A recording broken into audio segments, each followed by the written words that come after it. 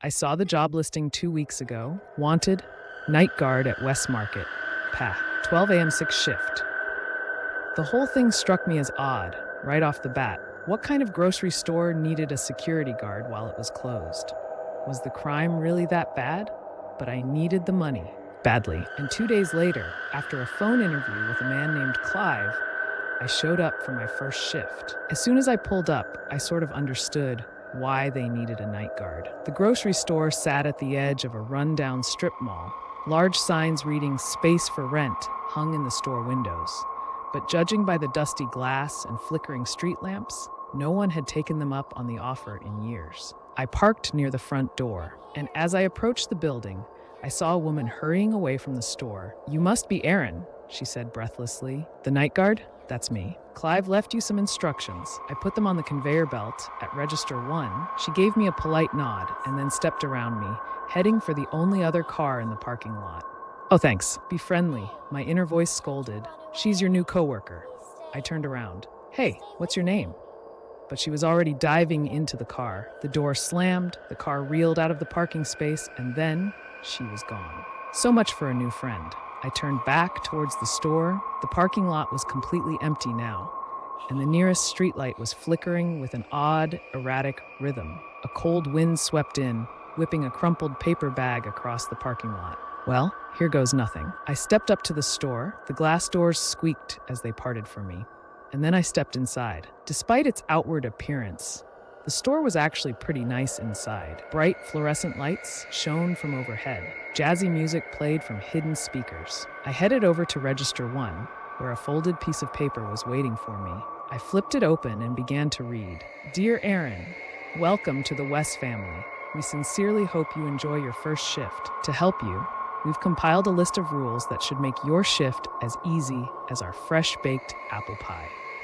As night guard, you are expected to patrol the store every half hour, making sure nothing is amiss. You may spend the rest of your time in the break room, at the back of the store, monitoring the security camera feeds. 2. Do not go down aisle 7. Do not look down aisle 7. 3. If you hear a knocking sound coming from within the freezers in the frozen food aisle, ignore it. 4. If you see a shopping cart that hasn't been put away, please return it to the shopping carts at the front of the store immediately. Do not be alarmed if you find a pool of blood in the meat aisle. Sometimes our meat packages leak. Simply head to the storage closet, get the mop and bucket, and clean it up. However, do not step in the puddle or touch it in any way. 6. If you see a woman in the store, immediately go to the break room and stay there until she leaves. Do not call the police or report a break-in. Do not make eye contact with her. The music we play throughout the store is a pre-recorded disc of instrumental jazz. If the music ever stops, immediately go to the break room and stay there until it resumes. 8. Do not, under any circumstances, end your shift early. Thank you so much, and again, I hope you enjoy your shift. I stared at the rules, rereading them slowly. They were so weird. A woman in the store? Avoid aisle 7? I'd never been given instructions like this, even when I worked as a bouncer at a nightclub in a bad part of town. Maybe it was a test? They wanted to see how well I could follow instructions, no matter how absurd they were. I looked up at the security camera, staring down at me from the corner. Okay, challenge accepted. I glanced at my phone. Might as well get my first patrol out of the way now before getting settled in. It was odd walking through the store when it was so empty and quiet. All the breads and muffins had been stored away somewhere. White opaque plastic had been pulled down over the vegetable display to keep the cold in. When I got to the end, I made a right into the meat section. Sheets of plastic had been pulled over the meat coolers too. I saw flashes of red through the gaps, of massive ribeye and sirloin steaks. Big slabs of meat with the bones still intact. I averted my eyes. While I wasn't a vegetarian, I never really liked the sight of raw meat. I turned instead to the aisles. Aisle 3, pasta and sauces, all lined up on the shelves, glinting in the fluorescent light. Aisle 4, cookies and snacks. Aisle 5, aisle 6, oh right, I wasn't supposed to look at aisle 7. I forced myself to look down at the floor. Yeah, it was stupid, but they told me not to look. In the off chance they were going to check the CCTV footage later to grade my performance, I was going to follow every rule. I continued further into the store. A few minutes later, I I found the break room, a nondescript brown door with a little square window cut into it. I took note of its location for later. As soon as I was done with this patrol, I was going to break out my laptop and finish watching Friday the 13th 4. And then I was at the west end of the store, the frozen section. I turned down the aisle, heading back towards the front. That's when I saw it. A shopping cart parked askew in the middle of the aisle. I huffed. Of all the rules, this was the one that annoyed me the most. I was hired to be a security guard, not a cleanup crew. Wasn't it the employee's job to put all the carts away at closing time? Sighing, I began pushing it towards the front of the store. The wheels rolled smoothly underneath me. The jazz music played softly in my ears. I turned the corner and walked past the cash registers, heading towards the front door. That's when I heard it. A soft sound, barely audible over the jazz music. I stopped, straining my ears to listen. Several seconds of silence went by, and then I heard it again. It sounded like someone crying. The hairs on my neck stood on end. There's no one in here. The door's been locked the whole time, unless a customer had accidentally stayed past closing time. Maybe that employee, the woman I'd run into in the parking lot, didn't notice them and locked up before they could get out. "Who's there?" I called out, a wailing sob in response. My heart plummeted. It sounded like a woman, or possibly even a child. "I'm coming," I called, breaking into a run. "Where are you?" They didn't reply. They just kept sobbing. I frantically continued in the direction of the sound, calling out to them, telling them everything would be okay. But then I stopped dead. The sound, it was coming from aisle 7. Do not go down aisle 7. Do not look down aisle 7. The rules had been very clear about that. I stopped just short of the aisle, next to an end cap display of mayonnaise, and carefully positioned myself so I was hidden. "I'm going to help you," I called out. "Can you tell me what happened?" They finally spoke, but they didn't answer my question. Help me," the voice cried through more sobs. "Please." I wanted to step into the aisle. My foot was already halfway off the floor, ready to run in there and comfort them. But something stopped me, a gut instinct, a little alarm bell going off in my head.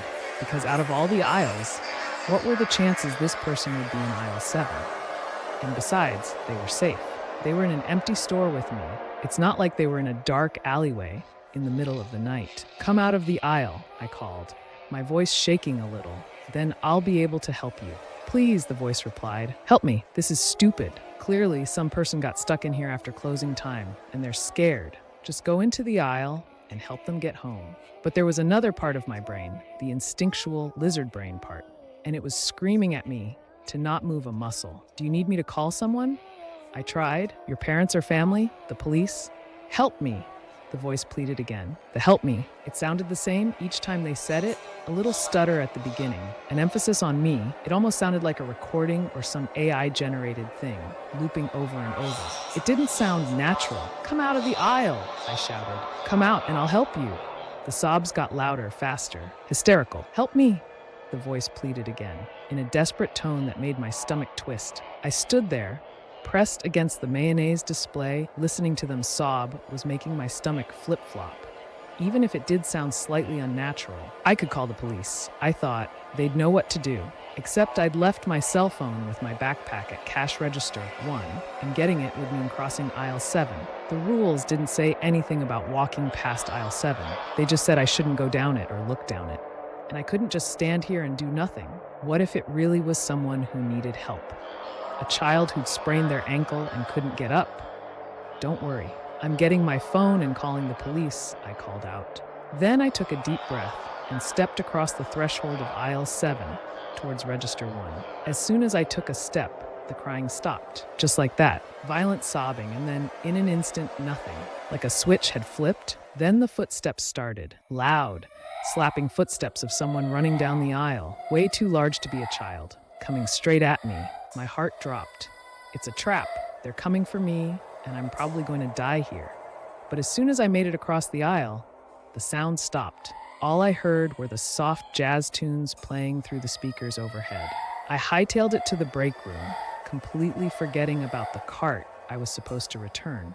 The break room was small and cramped. The little square window in the door had been blacked out with construction paper from the inside. The only source of light came from the computer screen on the desk, displaying the security camera feeds. I scrolled through the feeds, I quickly noticed that none of them offered coverage of aisle 7. It seemed like the cameras were intentionally placed to avoid that aisle. After searching the grainy black and white video for anything amiss, I leaned back in the chair and closed my eyes. When I finally opened them again, it was almost 12:30. Time for my next patrol. I didn't want to go. I felt safe here, locked up in this little room. But I also knew I wouldn't be safe if I didn't listen to the rules. I shuddered, imagining what would have happened to me if I'd gone down aisle 7. If I hadn't listened, I pulled myself out of the seat and headed for the door. The store was completely silent, no hysterical sobbing or pounding footsteps. I started my patrol near the back. Walking up aisle 17, cans of food glinted on the shelves as I passed, but when I glanced at them, I didn't see any labels I recognized. No chef ravioli or giant green men, just generically labeled cans of meat stew. In fact, all the aisle had was meat stew, the same cans over and over and over. I reached the end and turned right towards the front of the store. And that's when I realized that I had already broken one of the rules. The cart, I hadn't returned it. It wasn't where I'd left it. Instead of haphazardly parked near aisle 7, it sat next to one of the cash registers, like some ghost man was checking out his groceries. I paused for a second, hands hovering above the handle. Then I grabbed it and headed towards the door. Outside, the parking lot was pitch black, not a single street lamp. The shopping carts are only a few feet from the door, I told myself. Just go in and out. It'll take 2 seconds. I did it as quickly as possible. I ran into the darkness, slammed the shopping cart into the row, and dashed back inside. Then I shut the doors and clicked the lock. Okay, that wasn't too bad, I said to myself, letting out a sigh of relief. For a second, I reveled in the peace of the store, the silence, the safety of being locked inside, with no one else with me. But then I stopped. The silence. Oh no, the jazz music wasn't playing. How long had it been off? I'd been so preoccupied with returning the cart, I wasn't even paying attention. I broke into a sprint towards the back of the store, cookies and snacks flashing by me. Then I swerved right and sprinted into the break room. I pulled out the list of rules and read them over again. Do not, under any circumstances, end your shift early. Why did he write that? Was it just because he didn't want anyone flaking out on him? Or if I left early, would some horrible fate befall me? Because I really, really wanted to leave. I opened my backpack, pulled out the soda I'd brought, and popped it open. Took a sip, scrolled through the security feed. 5 more hours. The next 4 patrols went fairly well. The rules didn't say how long they had to be. So every 30 minutes, I sprinted a lap around the store as fast as I could. The whole thing only took about a minute. Then, for the other 29, I locked myself in the break room. On the second patrol, I heard knocking as I ran down the freezer aisle. It started as light tapping across the glass, then crescendoed into loud thumps, like someone was slamming their palms against the glass doors. As per the rules, I ignored it. I just kept running until I made it back to the break room. On the last patrol, the music had cut out again, so I quickly detoured and got to the break room as quickly as I could, the silence ringing in my ears. And now, here I was in the break room with 3 hours left. I stared at my phone's clock, ticking slowly towards 3 a.m. I stood up, shaking out my nervous energy, preparing myself to sprint. I'd been a runner back in high school, but in the past 10 years, I'd gotten way out of shape. The last patrol had left me panting and breathless, legs aching, my hand closed around the doorknob. My heart hammered in my chest. 3, 2, go. I wrenched the door open and shot out into the store, but I didn't get very far because there was an enormous pool of blood on the floor.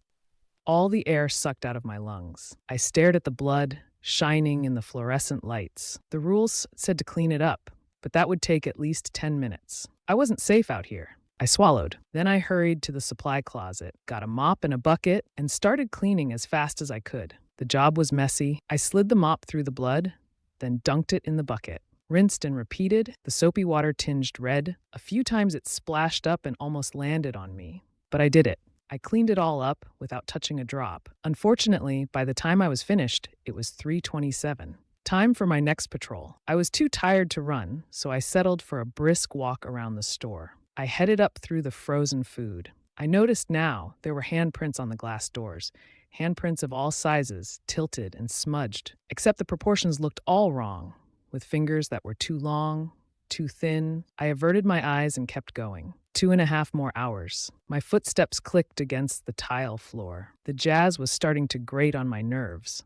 I must have heard the same looping saxophone melody 20 times now. It made me want to punch something. Sighing, I continued towards the produce section, briskly walking past the aisles. Then I stopped. Something caught my eye. In one of the aisles, I backed up and took a better look. Someone was standing in aisle 9. A woman. She wore a blue linen dress and black high heels. Long black hair cascaded down her back, almost to her waist. She faced away from me, standing still, her thin white arms hanging limply at her sides. In her hand was a basket filled with cuts of raw meat. The rule echoed in my head. If you see a woman in the store, immediately go to the break room. Do not make eye contact with her. I slowly backed up as quietly as I possibly could. Then I started down the next aisle, towards the break room. Click, click, click. I heard her footsteps echo against the tile. I hurried my pace towards the break room. But then I stopped. Her footsteps weren't coming from behind me. They were coming from in front of me. I averted my eyes to the floor. Just as I saw 2 black high-heeled shoes step into the aisle, I stared at the floor. Do not make eye contact with her. Do not make eye contact with her. The words repeated over and over in my head, but I had to get to the break room, and she was standing in my way. All I could see were her shiny high-heeled shoes and the little drops of blood that leaked out of the meat packages in her basket, staining the floor. I backed up. That was the only way I could go. I kept my eyes on the floor, careful not to look up, but she was following me. Click, click. For every step I took, I saw a shiny black heel come into view, attached to a thin, white calf extend, keeping time with me. I quickened my pace. So did she. Click, click, click. I wheeled around and broke into a sprint. Click, click, click. I ran down an aisle at random and sprinted towards the break room. But then, halfway down the aisle, I stopped. A shopping cart was parked across the middle of the aisle, blocking my way. Not just one cart, several of them, stacked up in a teetering tower that was nearly as tall as the aisles themselves. I was trapped. I backed away, my heart pounding. Click! Slow, methodical footsteps coming towards me slowly, like a cat stalking its prey. I took my chances. I turned around, sprinted back out into the open, and stepped into the next aisle. Oh, no! I knew it instantly. A tattered lump of gray clothing and sickly, pale blue skin sat on the floor. The person, the creature, the thing folded in on itself, in a pose reminiscent of a crying child. But it obviously wasn't anything resembling a human, with its strange lumps and appendages and complete lack of head. I'd stepped into aisle 7. I immediately reversed direction, but not before the thing unfolded itself and began to move towards me. I whipped around and, screaming, sprinted down the next aisle. Miraculously, I made it to the end in one piece. I veered sharply left towards the break room. Almost there, almost there. My hand hit the doorknob. I wrenched it open and dove inside. Then I collapsed in the chair, panting. I sucked in a breath, staring at the locked door. Am I really safe in here? Technically, the rules never said I would be safe. Maybe staying in here only decreased my chance of death. I turned my attention to the security camera feed on the monitor. It showed the middle of the store, and from what I could see, the aisles were empty. No trace of the woman. I switched to the next feed, the produce section. Empty. I switched to the next one. I jumped. She was standing right there, in front of the break room door. She stood so still, the image could have been a photograph, except for the blood slowly dripping from the meat in her basket. I swallowed and glanced away from the monitor. At the door, my heart slammed into my ribs when I saw her shadow under the door. Go away. Please go away, I pleaded in my mind. The shadow of her head in the window tilted, as if contemplating her next move. Now I knew why the window had been covered. I forced my eyes away and looked back at the screen. She was still standing there, except there was something different about the way she was standing. I squinted at the grainy black and white image, trying to figure out what was going on. When my eyes finally fell on her heels, I realized they were facing forward, but I was still looking at the back of her head, at the long black hair cascading to her waist. Either her hair was hanging over her face, or she'd turned her head all the way around. It must have been 20 minutes before she began to walk away from the door. I couldn't tell if it was just the low frame rate of these crummy cameras, but her movements looked jerky, her body lurching with each step. It made me sick to watch. When she disappeared from the screen, I let out a breath of relief. My hands and legs were shaking, week. Okay? Think. The rules said to wait until she left. All I had to do was watch the feed by the front door. As soon as I saw her leave the store, I'd be safe. After a few minutes of sitting there, waiting for my heart rate to return to normal, I forced my fingers back to the keyboard. I pressed the arrow key to move to the next feed, then the next and the next, looking for the camera at the front of the store. No, her face. Her face filled the entire screen. Her eyes filled me with horror. They were pure white. No pupils, no irises, just pure white eyes threaded with spidery veins. I screamed and jumped back. Then I shut my eyes. The rules said, "Don't make eye contact." Did that count? Through the screen, I let out a terrified, shuddering wail and covered my face with my hands, my entire body shaking. When I finally took a peek through my fingers, I saw her, rapidly scaling down the wall, away from the camera on the ceiling like some kind of spider. Then she pushed through the glass doors and disappeared into the night. She'd left. I was safe, or as safe as I could be, in this cursed grocery store. I glanced at the clock, 3:58 a.m. Time to patrol. I really didn't want to, but I forced myself to swing the door open and run as fast as I could through the store. I saw shopping carts stacked in teetering towers, heard hands pounding against the freezer doors, saw little spots of blood on the shiny tile from the woman as she'd stalked me. And then a minute later, I was done. I locked myself in the break room, and for the first time in years, began to sob. The remaining patrols went by without incident, though I did hear more sobbing from aisle 7 and more banging from the freezers. And then the hour had come. My heart soared at the sight of the pink dawn sky through the glass doors. I was safe. I was free. When I glanced out into the parking lot, I saw a few cars pulling in. Disgruntled, groggy employees clutching coffees, heading towards me. As soon as the first one came in, I flew out of the store, ran to my car, and got out of there as fast as I could. I'd never felt such relief, such happiness. I felt like a new man. All of my problems, even my financial ones, seemed dwarfed by what I'd just endured. When I pulled onto the main road, I rolled down my windows and flicked on the radio. But it wasn't my usual classic rock station that blared through the speakers. Instead, I heard the upbeat tune of a saxophone. And as I listened to that horrible looping melody, I realized that my days as a night guard for Wess Market may not be over yet. Reddit.